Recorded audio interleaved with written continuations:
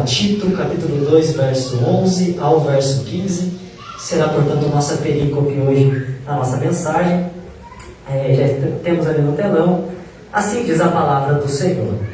Porque a graça de Deus se há manifestado, trazendo salvação a todos os homens, ensinando-nos que, renunciando à impiedade e às concupiscências mundanas, vivamos neste presente século sóbria, justa e piamente, aguardando a bem-aventurada esperança e o aparecimento da glória do grande Deus e nosso Senhor Jesus Cristo, o qual se deu a si mesmo por nós, para nos remir de toda a iniquidade e purificar para si um povo seu, específico, zeloso de boas obras. Falo disto e exorta e repreenda com toda a autoridade, ninguém te despreza. Mais uma vez o verso 13, lerei com os irmãos, aguardando a bem-aventurada esperança e o aparecimento da glória do grande Deus, o nosso Senhor Jesus Cristo. Toda a igreja pode sentar, dizendo amém no nome de Jesus. Confesso que quando eu fui convidado para mais uma vez estar ministrando a palavra do Senhor, trazendo alguma coisa da parte de Deus para a igreja, de alguma forma relevante, e que venha nos trazer algum ensino, algum intuito, fui orar ao Senhor, pedir algum tipo de mensagem, algum tipo de iluminação. A gente está sempre estudando a palavra, Paulo? A gente sempre está buscando, de Deus, alguma iluminação, alguma ideia, que por mais que a gente leia a palavra do Senhor, busque nos comentários, é o Espírito Santo que vai nos trazendo, o que falar, o que trazer, Ora, a Bíblia é tão grande, são 66 livros, o que trazer de relevante, de importante, que a igreja precisa hoje, que o Lopes precise hoje. E lendo as Escrituras Sagradas, e já é um tema que a gente vem trabalhando recentemente, Paulo? Acerca da vinda de Cristo, o arrebatamento, há projetos importantes ainda nesse ano, dentro dessa dinâmica. E eu me peguei lendo o texto de Tito, a carta de Paulo a Tito, ali, precisamente no capítulo 2, ali a partir do verso 11. E eu me senti profundamente animado com essa mensagem, porque no meu coração o Espírito Santo dizia que ainda há uma esperança. Existe uma esperança. E nós vivemos por uma esperança. E lendo essa palavra, o Espírito Santo foi no meu coração dizendo, mesmo nos dias de dificuldade, mesmo em tempos sombrios, mesmo em dias onde as perspectivas não são as da mais positiva, o Espírito Santo, através de Paulo, trouxe uma mensagem, e essa mensagem ela era de esperança, de que as adversidades do mundo contemporâneo ainda não poderiam nos sucumbir ou nos reduzir a pó, pois a igreja do Senhor ainda lhe era dada, prometida e confiada a esperança da manifestação, da redenção, da glorificação e da volta do nosso Senhor Jesus Cristo Todo-Poderoso. E foi nessa mensagem, nesse texto, que eu desenvolvi, portanto, a minha mensagem, aquilo que trarei nesta noite. Então, quando nós lemos, a princípio a carta de Tito, e por que eu achei relevante e importante, lendo essa carta, à luz da ideia da esperança.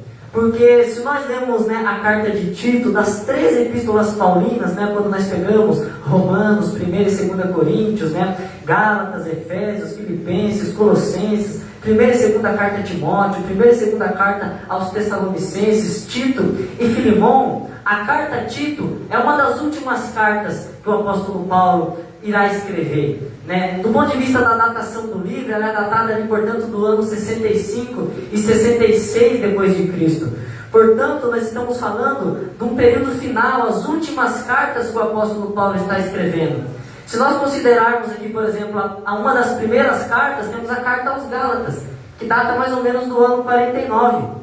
E lá em Gálatas 2, verso 2 ao 3, Paulo já citava Tito como sendo uma das suas pessoas, ao qual ele tinha alcançado pela pregação do Evangelho.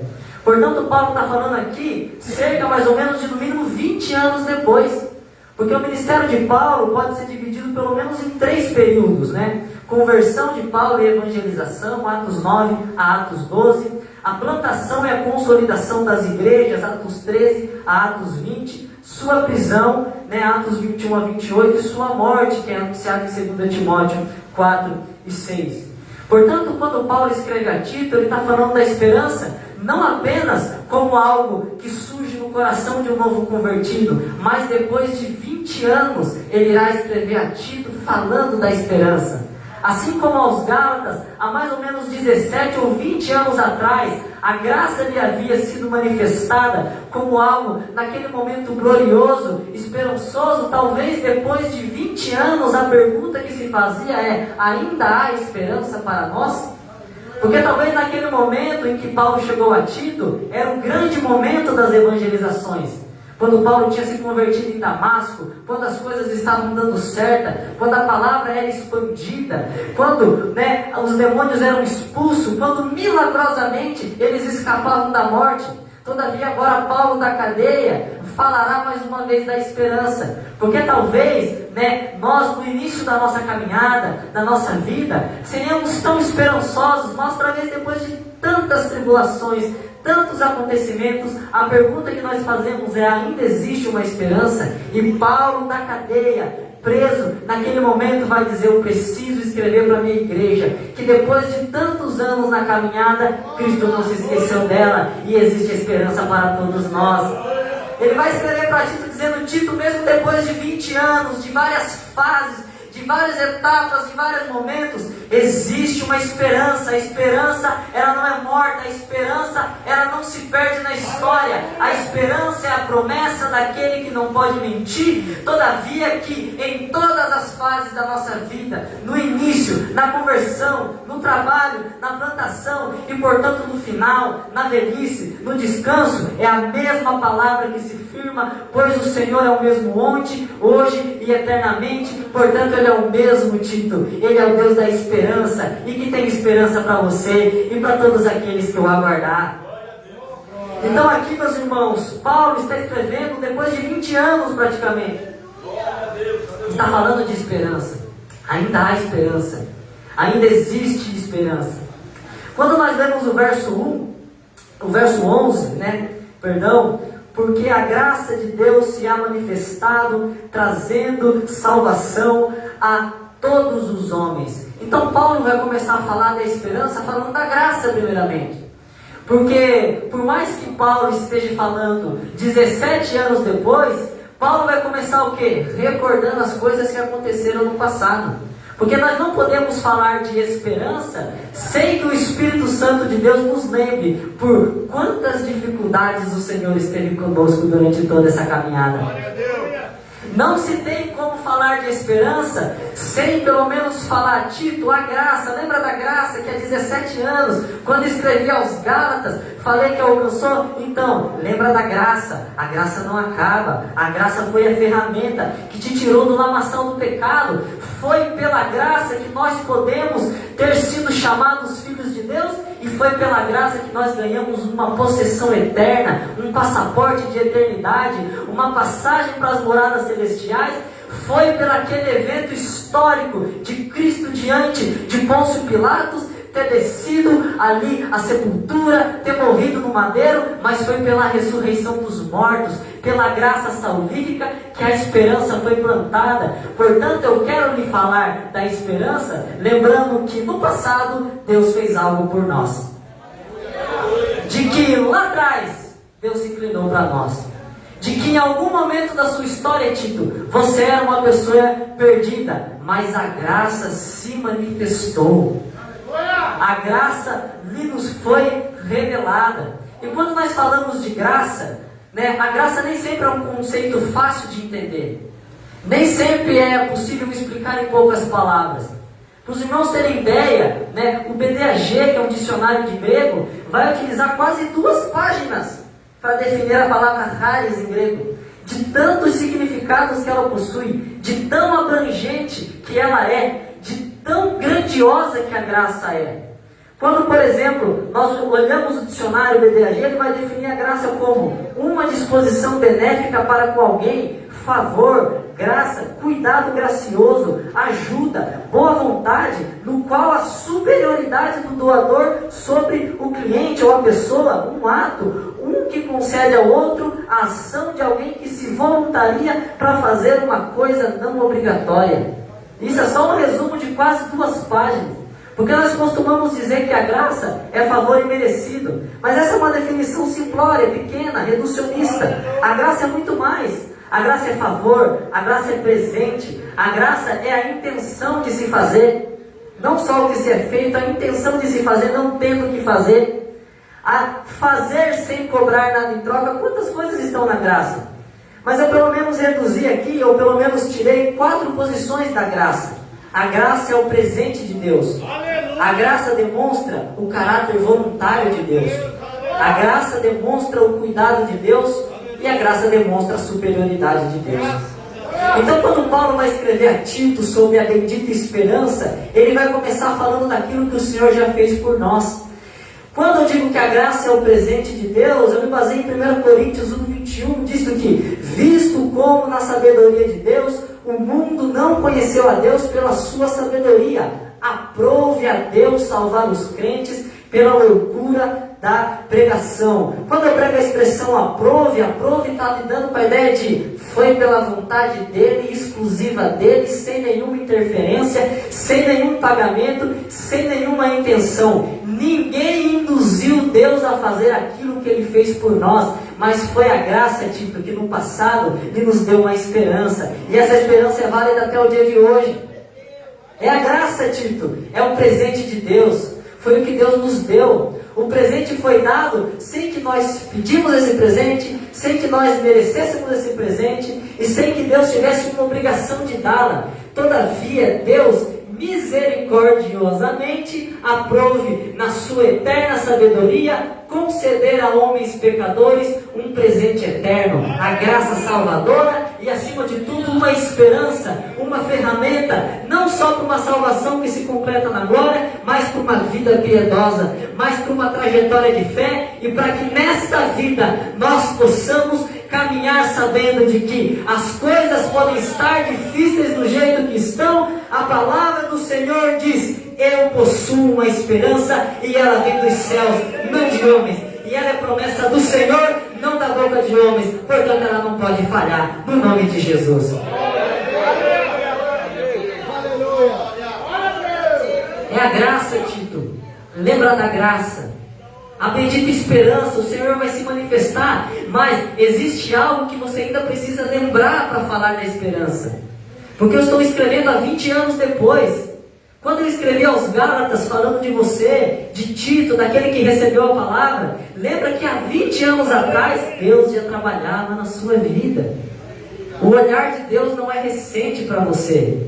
Desde que Ele começou uma obra nas nossas vidas, Paulo, Deus jamais deixou de atuar conosco. Então, portanto, Tito, eu vos escrevo dizendo: jamais se esqueça dos benefícios que no passado uma vez nos foram concedidos como uma possessão eterna, sem nenhum pagamento, mas como fruto do eterno e do insondável caráter do Senhor. O segundo ponto que eu destaco e que eu trago aos irmãos sobre a graça é que ela demonstra o caráter voluntário de Deus. Porque quando o dicionário, o BDAG, diz que é uma ação de alguém que se voluntaria para fazer alguma coisa não obrigatória, isso é real. Deus não tinha obrigação nenhuma, Natan, de fazer algo por mim. Deus não está em dívida com ninguém. Antes de todas as coisas serem feitas, o Senhor já era Deus. Miqueias, quando fala do Messias que há de vir, diz: e tu, Belém Efrata, pequenininha, a menor das cidades de Judá, de ti sairá aquele que será rei em Israel, cujas suas origens são na terra, são na nossa vida, não, são desde os dias da eternidade. Aquele que nos promete não tem compromissos com homens terrenos, mas ele tem compromissos eternos, planos consigo mesmo que ele fez desde os dias da eternidade. Portanto, a graça demonstra o caráter voluntário de Deus. Romanos 11:32, porque Deus encerrou a todos debaixo da desobediência, para com todos agir de misericórdia. Esse é o caráter voluntário de Deus. Deus olhou para a humanidade e viu todos pecadores. Qual que é a ordem lógica do ponto de vista jurídico? Todos condenados. Todavia, Deus tem uma ação, portanto, voluntária e não jurídica. Ele tem uma ação não lógica, portanto, uma ação ilógica, porque é uma ação que procede do amor, do caráter, de ver algo que deveria ter uma conclusão óbvia, vou condenar, e ele diz, vou encerrar todo mundo debaixo do pecado, para com todo mundo agir de misericórdia, porque a minha graça e a esperança é isso, eu não tenho que fazer, mas eu decidi fazer, porque eu amei a humanidade que eu criei, eu zelo pelos aqueles que eu chamei, e portanto, Tito, a esperança que nos é concedida é a graça, é o caráter voluntário do Senhor em se inclinar para pobres pecadores, para homens pequenos, distantes de Deus, mas que uma vez foram alcançados por uma luz, um pão, um alimento, não corruptível, mas um alimento que desceu do céu, a luz que iluminou o mundo e que nos deu vida, e nos deu vida em abundância para a eternidade, no nome de Jesus. Então essa foi a esperança, que a graça se manifestou, a graça se revelou aos homens, e essa graça foi um presente, mas acima de tudo ela carregava com si o caráter voluntário de Deus em salvar aqueles que Ele não precisava salvar, mas nos olhando se compadeceu e trouxe salvação a todos aqueles que querem aceitar, no nome de Jesus. O terceiro ponto que eu destaco é que a graça se manifestou, ele escrevendo a Tito, e a graça pode ser destacada como o cuidado de Deus. Por isso que quando nós falamos da graça, nem sempre uma definição pequena é simples, ela satisfaz, porque dentro da graça há vários conceitos. É o presente, mas também é um cuidado. Olha só que interessante, Salmo 103, verso 3, é Ele quem perdoa as tuas iniquidades e sara as tuas enfermidades. Para os irmãos terem uma ideia, em Israel, os sacerdotes não eram médicos, a cura vinha diretamente de Deus, o sacerdote apenas avaliava para declarar se a pessoa era pura ou se ela era impura. Nela se revela o amor de um Deus que, ao olhar pessoas doentes, não as tem como pura ou impura, apenas a ver como pessoas que necessitam de um tratamento específico, e esse tratamento é a graça. Em Israel, uma pessoa doente era abandonada, era tirada fora, era vilipendiada. O sacerdote não era um curandeiro, ou a cura vinha de Deus, ou ele dizia, você está doente? Sai do meio do povo, sai fora. Ou seja, os israelitas nem se relacionavam geograficamente com os doentes, mas o Deus da graça, o Deus de Israel, é aquele que põe a mão naqueles que estão enfermos,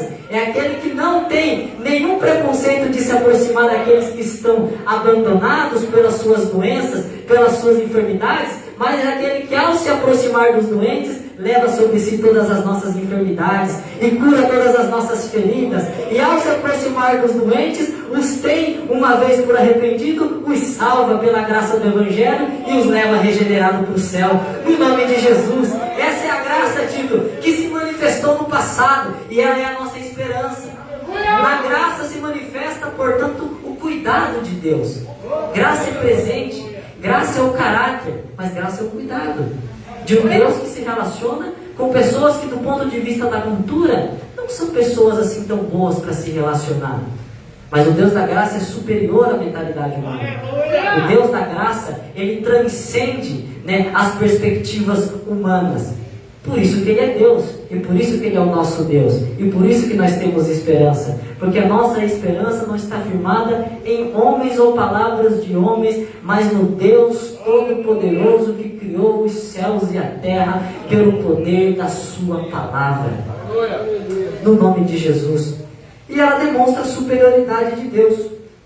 Isaías 64, versos 6 a 8, mas todos nós somos como imundo, e todas as nossas justiças como trapo de imundícia, e todos nós caímos como a folha, as nossas culpas como o vento nos arrebentam, e já não há ninguém que invoque o teu nome, que o desperte e o detenha, porque esconde de nós o teu rosto e nos faz derreter por causa das nossas iniquidades. Mas agora, ó Senhor, Tu és o nosso Pai, nós o barro, e Tu o nosso oleiro, e todos nós obras das Tuas mãos. A graça mostra que Deus, no final das contas, é o grande da história, e não o homem. Não há pessoas grandes, mas só há um Deus grande que salva homens pequenos.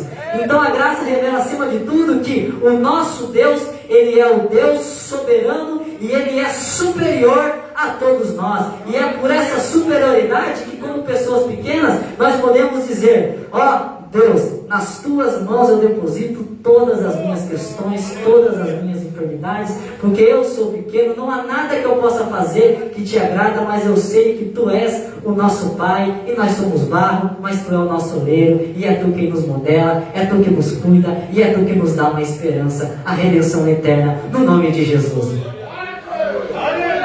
Aleluia!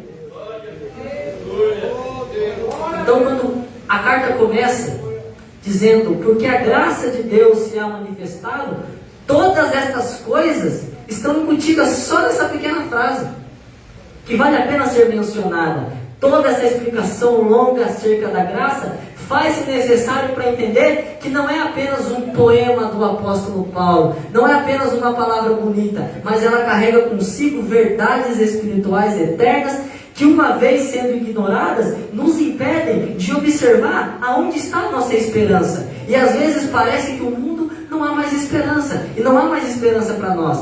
Mas uma vez que por uma frase, pela graça, nós nos remetemos a todas essas coisas que Deus fez por nós em toda a nossa caminhada, nós possamos nos consolar no Senhor e dizer: Deus foi bom comigo no passado, Ele é bom comigo no presente, e a palavra diz que Ele será bom comigo no futuro, porque Ele virá dos céus, nos levará para consigo, e nós estaremos para sempre com o Senhor, no nome de Jesus. Por isso a introdução do texto é importante, né? O verso 12, verso 11: porque a graça se há manifestado, trazendo salvação a todos os homens. Por isso que ali manifestado no passado, porque aquilo que aconteceu lá no passado, a salvação, a graça, aquilo que Ele fez, quando Ele nos chamou, quando Ele nos vocacionou, quando pelo seu poder e pela sua benignidade, Ele nos deu e nos encheu de dons espirituais, de graça, de bênçãos. Ele está falando: a graça se manifestou lá no passado. Lembra, Tito? Nunca se esqueça do Deus que vos chamou, do Deus que te zelou até aqui. Jamais apague da sua memória as bênçãos e o zelo daquele que em nenhum momento da sua trajetória te abandonou. Por isso que Paulo, quando começa falando, né, da graça, ele fala no passado, né, trazendo salvação, se manifestou no passado. Lembra? Puxe na memória, no nome de Jesus. Paulo inicia a perícope estimulando Tito a jamais esquecer de que cerca realmente, de que a salvação é útil para a salvação eterna, de que a graça, entender a graça é útil para nós compreendermos o papel daquilo que nos foi concedido como salvação eterna, porque foi pelo sangue de Jesus que, uma vez derramado no passado, todos nós possamos ser salvos e ganhamos uma possessão espiritual, em nome de Jesus. No verso 12, então, irmãos, continuando nossa perícope, vai nos trazer a seguinte informação: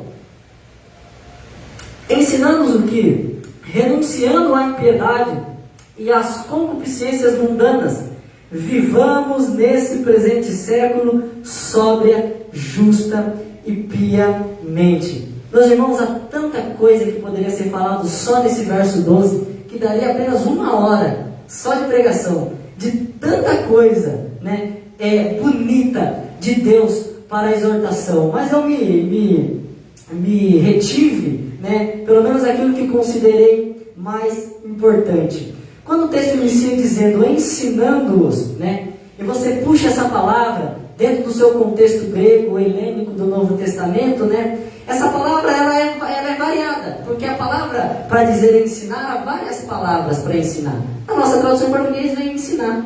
Mas essa palavra especificamente, ela significa treinar crianças, punir ou até mesmo castigar.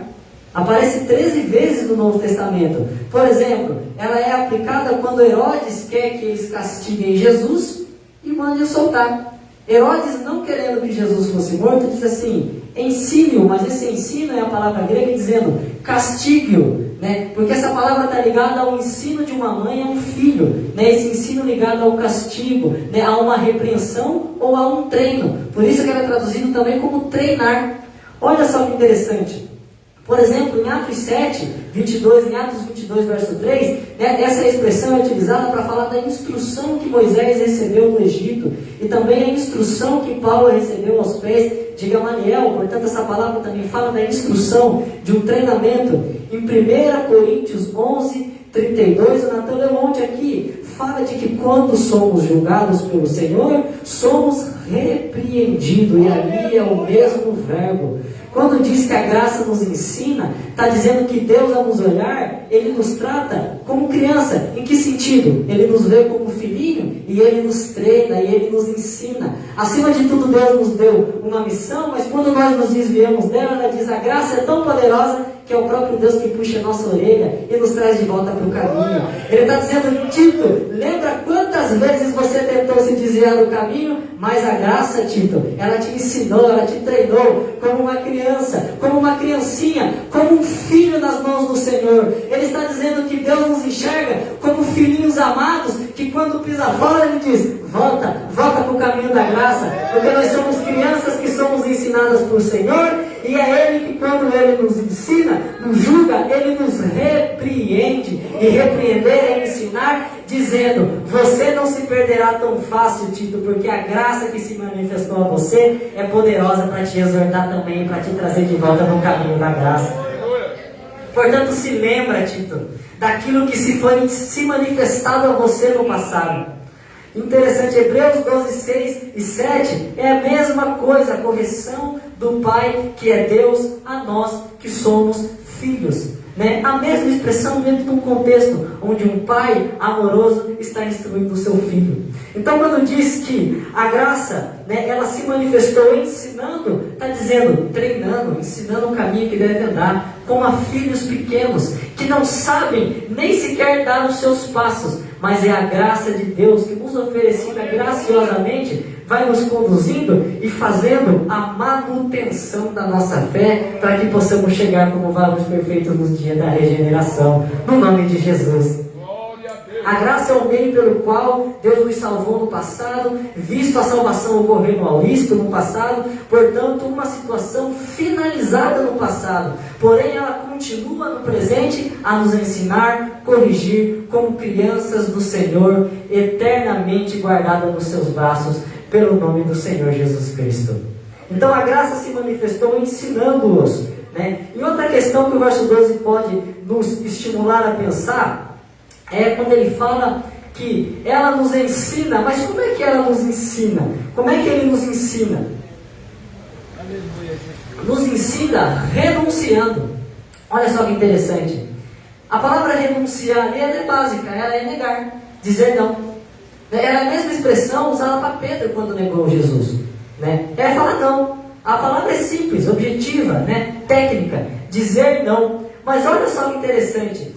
Quando Paulo está dizendo que Tito, eu vou te falar sobre esperança, mas lembre-se que a graça foi aquela que te ensinou e te deu a capacidade de dizer não às coisas desse mundo. De dizer não, mas também de dizer sim a Jesus.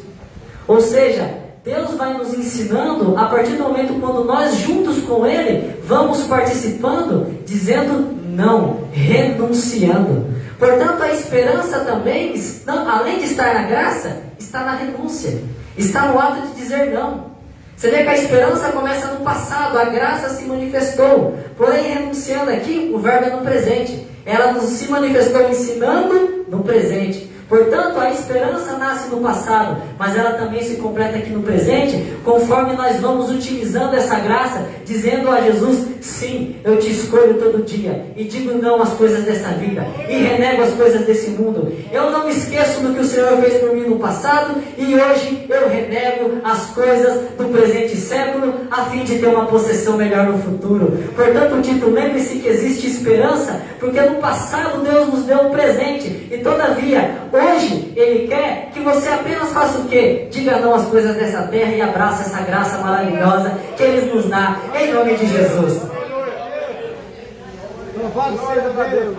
Essa expressão é tão bonita, ela vai aparecer, por exemplo, lá em Hebreus, capítulo 11, verso 24 ao verso 26, dizendo de que pela fé, Moisés, sendo já grande, recusou, aqui a expressão negar, enomai, ser chamado filho da filha de Faraó, escolhendo antes ser maltratado com o povo de Deus do que ter por um pouco de tempo o gozo do pecado, tendo por maiores riquezas o vitupério de Cristo do que os tesouros do Egito, porque tinha em vista a recompensa. Olha só que interessante, dizendo que pela fé Moisés, ele disse não, ele recusou, ele usou a graça. A graça nem tinha se manifestado historicamente, Natan, através da cruz de Cristo, mas pela fé, Moisés no passado, pela revelação de Deus, ele já estava utilizando a graça de maneira retroativa, dizendo: eu não quero ser chamado filho da filha de Faraó, eu não quero o prêmio do Egito. Mas por quê? Porque eu quero a esperança, eu quero a recompensa, eu quero viver por esperança e não por materialidades dessa terra. Eu quero viver por uma esperança, por algo que se complete lá na frente. Eu ainda quero ser um homem que vai passar por essa terra dizendo: eu tenho esperança de um futuro melhor, e esse futuro é a gloriosa manifestação do poder de Deus na sua igreja e também a manifestação da sua gloriosa volta no arrebatamento da igreja, no nome de Jesus. Dizendo não, a graça se manifesta a partir do momento que a negação vem, não para negar Jesus como Pedro fez, mas para negar as coisas desse mundo, para negar os presentes desse mundo, para negar as materialidades desse mundo. A graça se manifesta e nisso vai se nascendo, vai se gerando esperança. Olha só que interessante, o verso 26 de Hebreus 11, 24 a 26, ele termina dizendo: porque tinha em vista a recompensa. Ele nem sabia que recompensa era. Quando você pega a expressão em Hebreus, ele está falando do próprio Cristo, da esperança que eles tinham em Cristo. Porque vai dizer que todos os heróis da fé morreram sem alcançar a promessa. E essa promessa era a manifestação desse Cristo que já era revelado nas Escrituras, mas que naquele momento eles não sabiam quando ia acontecer, em que momento ia acontecer. Mas Moisés preferiu viver por uma esperança. Ele preferiu viver dizendo: vai sair um homem da semente da mulher, esse homem vai pisar a cabeça da serpente, ele vai morrer no madeiro, todavia no terceiro dia ele vai ressuscitar, vai levar consigo todos os nossos pecados, nos colocará em condição diante do Pai de sermos salvos, e por uma segunda vez ele voltará e nos arrebatará para sempre estarmos nas regiões celestiais, para que se cumpra a finalidade do povo de Deus, que é celeste. O Cristo, ele vem do céu, ele desce na terra, ele sobe do céu, ele volta do céu e ele nos leva para o céu, no nome de Jesus. Esta é a nossa esperança, no nome de Jesus Cristo. Então Moisés, quando vai dizer essa expressão, ele vai dizer: porque tinha em vista a recompensa, uma esperança, uma expectativa. Só que quando Paulo escreve a Tito, Tito já sabe de tudo que Moisés não sabia. Toda essa informação aqui Moisés nunca sonhou, mas Tito já sabia, porque há 20 anos atrás a graça já tinha o alcançado. Deus já tinha feito algo por ele. Ele tinha sido testemunha, da história de Jesus de Nazaré, e também sendo testemunha no Espírito pelo convencimento daquele que convence o homem do pecado, da justiça e do juízo, de que Jesus na cruz do Calvário estava levando consigo o pecado de toda a humanidade. Por isso que ele está dizendo: Tito, lembre-se que a graça se manifestou, nos ensinando que se você disser não, a esperança continua.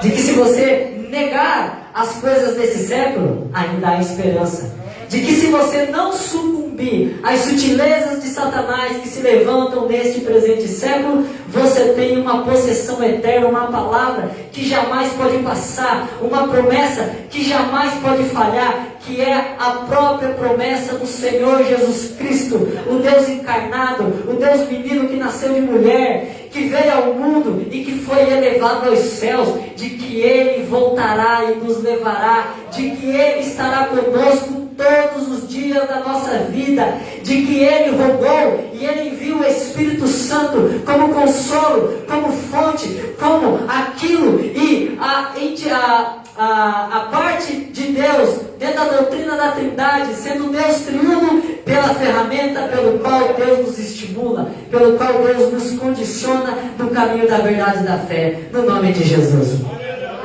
Jamais esqueça disso, Tito, de que se você negar como Moisés negou no passado, ainda existe uma esperança. E por essa esperança, nós trilhamos uma jornada de paz. No nome de Jesus. Aleluia! E quando nós vamos caminhando, aqui no verso 12, ensinando que renunciando a duas coisas são citadas, a impiedade e depois ser citado também as concupiscências mundanas. A impiedade aqui pode ser traduzida e deve ser traduzida como a falta de reverência a Deus, impiedade ou maldade, visto que é uma expressão que aparece poucas vezes no Novo Testamento. Ela aparece em Romanos 11, 26 e aponta para a vida que é vivida contra as normas de Deus. Romanos 11, 26 vai dizer que o libertador desviará de Jacó as suas impiedades. Impiedades ali, portanto, é a palavra que é traduzida aqui como negando a impiedade. Quando nós vamos para Isaías, o texto paralelo, Isaías 59, 20, a expressão hebraica ali é pechar, que é rebelião. Portanto, a primeira coisa que Paulo ensina para que nós tenhamos esperança é o que? Negue qualquer rebelião contra Deus. Viva debaixo da sua vontade. São poucos os critérios para ter uma vida de esperança segundo a palavra de Deus. É só entregar a Deus todo o caminho. Mas é claro que nem sempre é fácil. Glória a Deus. Aleluia. Senão Paulo não escreveria uma carta a Tito, se fosse fácil, depois de 20 anos. Porque uma coisa é quando Tito se converteu, só que os anos foram passando. Aleluia. A igreja foi sendo perseguida e agora Paulo estava preso. Talvez para Tito, Paulo fosse uma referência. Talvez não era, um pai na fé, aquele que trouxe a ele grandes ensinamentos. E agora ele vê Paulo preso, prestes a morrer, talvez aquilo gere um desânimo na vida de Tito. Dizendo, no passado eu tinha uma esperança fortalecida no meu coração, mas hoje eu já não estou convencido dessa esperança. E Deus usa Paulo lá na cadeia. O homem que está na cadeia, e ele escreve inspirado pelo Espírito Santo. Olha como esse Deus é maravilhoso, ele faz homens debaixo da tribulação, presos, dizer, Tito, eu aqui na cadeia estou escrevendo que existe uma esperança, a bem-aventurada esperança. As coisas desse mundo não podem retirar os benefícios espirituais que o Senhor Deus nos prometeu, pelo poder da sua morte e pelo poder da sua ressurreição. Tito, mesmo depois de 20 anos de tantas aflições na vida, você pode ter certeza que ainda há uma esperança para nós. No nome de Jesus. E depois ele diz também, negando as concupiscências mundanas, ou o desejo desse mundo. O tema é totalmente abrangente e parece aludir a um conjunto de todos os pecados mundanos que ofendem a Deus. Visto que João utiliza esse substantivo na primeira carta a João, capítulo 2, versos 16 e 17, dizendo o seguinte: porque tudo que há no mundo, a concupiscência da carne, a concupiscência dos olhos, a soberba da vida, não é do Pai, mas do mundo, e o mundo passa e a sua concupiscência passa, mas aquele que faz a vontade de Deus permanece para sempre. A palavra concupiscência aqui é utilizada por João, mas ele pega a concupiscência e abrange para todos os pecados. Concupiscência da carne, concupiscência dos olhos. Ou seja, ele está dizendo, negue a concupiscência, o pecado desse século, tudo que ofende a Deus, negue, porque quem faz as coisas desse mundo é contra Deus. Porém, João conclui dizendo, e o mundo passa, a sua concupiscência passa, mas aquele que faz a vontade de Deus permanece para sempre. O que ele está dizendo é que aqueles que vivem debaixo da graça que foi revelada, eles possuem esperança, porque o texto vai dizer que permanecem para sempre. Se permanece para sempre, então existe uma esperança. Mesmo depois de anos de tribulação, de perseguição, nas piores fases da vida, a palavra não pode mentir. Ela diz que o que faz a vontade de Deus, o que pela graça sendo ensinada, nega as coisas deste século, permanece para sempre e, portanto, é fortalecido pelo Espírito Santo do Senhor, no nome de Jesus. A esperança está em escolher sempre Deus e rejeitar o mundo, no nome de Jesus. Por isso que eu digo que esse verso 12, ele é fantástico. Só no verso 12 é conteúdo para uma aula inteira de escola bíblica ou para uma pregação inteira. Se fôssemos considerar tudo que o Senhor tem para nos ensinar. Mas uma coisa importante quarto ponto que eu cito dentro do próprio verso 12, é a expressão, portanto, que vai nos conduzir ou vai nos fazer entender qual é o papel da esperança nisso tudo. Porque ele vai dizer, vivamos. Olha só que interessante. Ele vai lembrar de todas as coisas no passado. A salvação que foi feita, a cruz que se manifestou aos homens. E ele vai chegar a Tito, viva. Viva a sua vida com esperança. Ou seja, talvez Tito, vendo Paulo preso, estava dizendo, meu Deus, e agora o que eu farei da minha vida? O meu pai na fé, o meu formador, o meu professor está sendo preso, não há mais motivo para viver. Paulo diz a Tito, Tito, viva, há motivo para viver. Viva nesta vida, viva neste presente século. Tome posse das bênçãos que foi nos dada no passado e as utilize no presente. Tome posse do milagre que Deus fez na sua vida e viva, porque Deus nos deu a graça para que nós vivamos e vivamos alegremente para o Senhor. Portanto, ele diz, Deus te perdoou, Deus te curou, portanto, não há do que reclamar. Você está vivo, Tito? Estou vivo, está respirando? Então viva a sua vida, viva nesse presente século, seja para Deus, viva para Deus, exerça a sua vida, porque Deus hoje, nessa noite, diz a esperança, motivo para continuar caminhando. Existe um motivo para continuar vivo e vivendo nessa vida, porque Deus está dizendo, não sei quem te disse que não há esperança, mas há esperança e há motivos mais do que sólidos para se continuar vivendo, no nome de Jesus. Portanto, ele vai dizer, viva, viva. A mensagem do Evangelho é vida, tenha vida, vida em abundância, viva, viva nesse presente século. E três posições são citadas, sóbria, justa e piamente.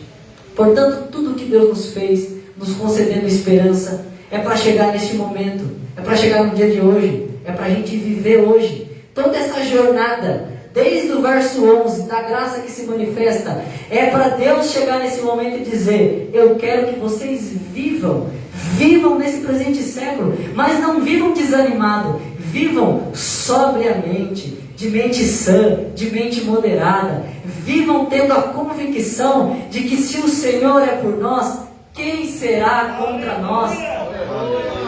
Vivam, aproveitem a vida de vocês, mas não de qualquer maneira, vivam sobriamente, de maneira sóbria, até que chegue um momento em que o Senhor volte para nos levar. Vivamos nessa vida sóbria e lucidamente, pois faz parte da esperança do Senhor. Não apenas a manifestação futura, mas o benefício de viver o dia de hoje sabendo que somos do Senhor e que temos bons motivos para chegar em casa hoje alegre, deitar na nossa cama e dormir dizendo, eu sou possessão eterna do Senhor e eu vivo nessa vida consagrando ela para sempre, sobriamente. Deus me concedeu o privilégio de ser vivo, portanto vivo para o Senhor, no nome de Jesus, até que Ele mesmo venha me levar para estar com Ele para sempre. No nome de Jesus, viva sobriamente, viva justamente também, justo, segundo a justiça, até que chegue o momento, passamos por essa existência como pessoas justas, que tiveram o seu prazer na lei do Senhor.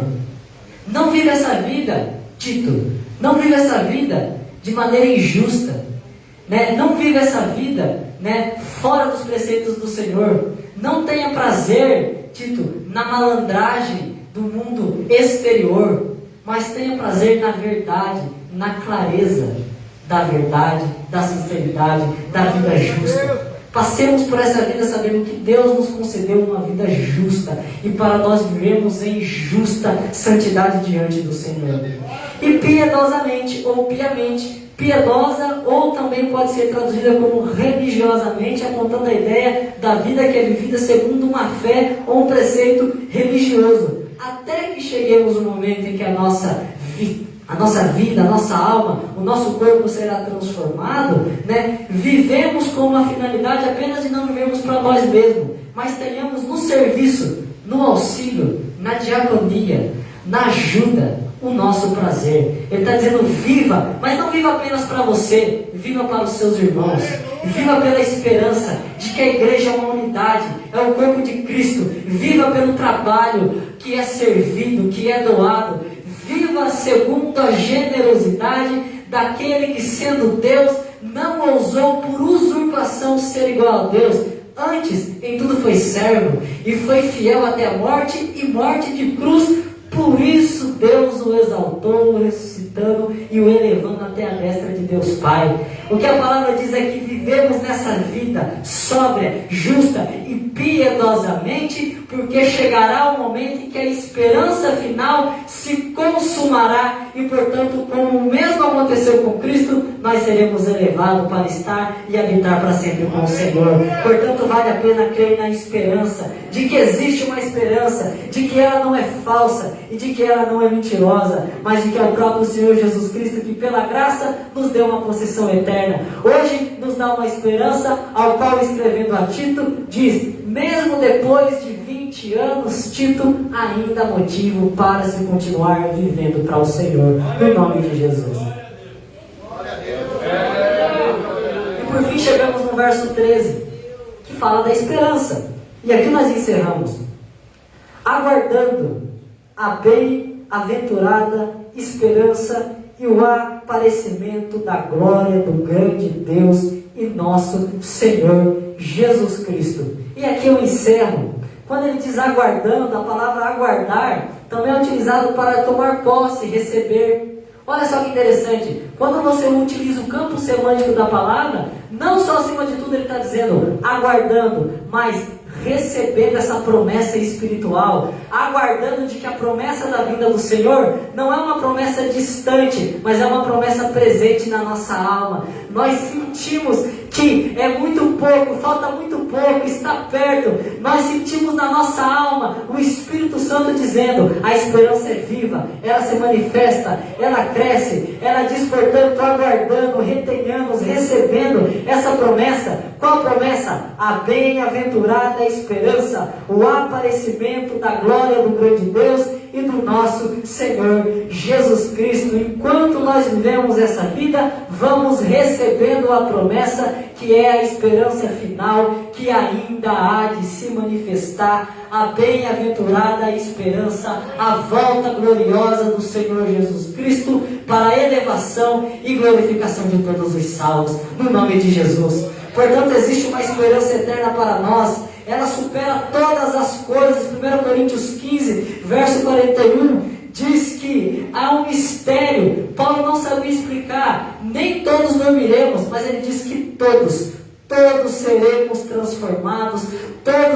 transformados num abrir e num piscar de olho. E eu encerro citando a máxima da esperança cristã, 1 Tessalonicenses 4, verso 16 e 17, aludindo e dizendo: ainda há motivo para sair dessa noite dizendo: eu vou viver a minha vida feliz, com esperança, porque Paulo, escrevendo aos de Tessalônica, diz: o mesmo Senhor, não é outro, é o mesmo Senhor, descerá do céu com alarido de glória e voz de arcanjo, e nós, os que estivermos vivos, junto com os mortos, seremos arrebatados para o encontro do Senhor nos ares. E não só isso, estaremos para sempre com o Senhor.